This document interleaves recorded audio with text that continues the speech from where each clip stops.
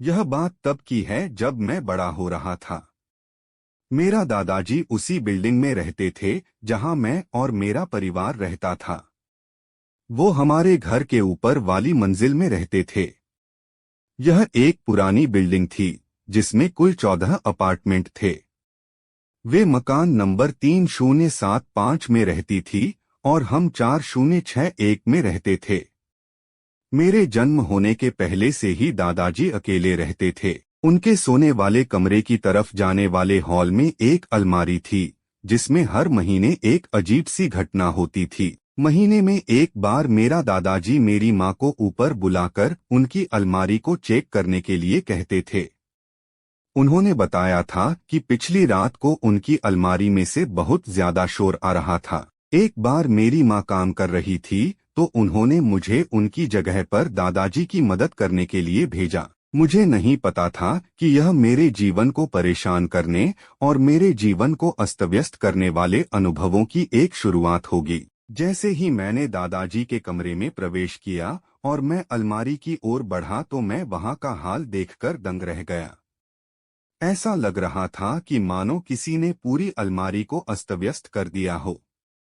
उनके सारे कपड़े, बक्से खुले हुए और सामान अलमारी से नीचे बिखरे पड़े थे। ऐसा लग रहा था कि मानो दादाजी के कमरे में कोई तूफान आया हो जो पूरी बिल्डिंग को छोड़कर केवल उनके ही कमरे में आया हो। मैंने दादाजी से पूछा कि यह कब से हो रहा है तो उन्होंने बताया कि ऐसा पिछले 30 सालों से हो रहा है। मैंने उस समय इस बात पर ज्यादा ध्यान नहीं दिया और मैं अलमारी को साफ सुथरा करके चला गया। इसके 3 साल बाद मेरे माँ का अचानक निधन हो गया। तो मेरा दादाजी ने हमारा साथ देने और हमें हिम्मत देने के लिए हमारे साथ रहने का फैसला किया ताकि इससे पैसे भी बच जाए और हम सब साथ भी रह सके। इसके कुछ समय पहले ही दादाजी ने पैसे बचाने और सहायता पाने के लिए हमारे साथ रहने का फैसला किया। उस समय मेरे पापा ने मुझसे कहा कि तुम दादाजी के बेडरूम से कुछ जरूरी डॉक्यूमेंट्स ले आओ जो मैं वहां रख दिया था। तब मैं उदास मन से दादाजी के कमरे में जाने लगा, पर मुझे कुछ अच्छा महसूस नहीं हो रहा था। जब मैं उस अलमारी के पास से गुजर रहा था तो मुझे जोर जोर से किसी के अलमारी को पीटने की आवाज आ रही थी।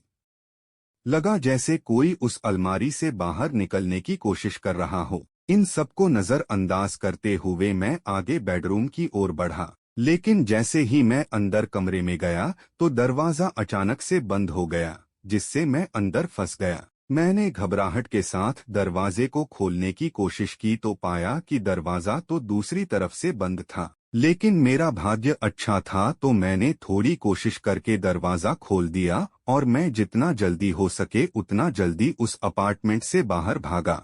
जैसे ही मैं उस अलमारी के पास से गुजरा तो मैंने देखा कि वो अलमारी में से जोर जोर से पीटने की आवाज आ रही थी और वो आवाज इस बार काफी तेज थी, जिससे वो पूरी अलमारी हिलने लगी थी और ऐसा लगने लगा था जैसे वो अलमारी बस फटने ही वाली है। मैं पूरी तरह डर गया था और जैसे तैसे करके मैं अपने कमरे में पहुंचा।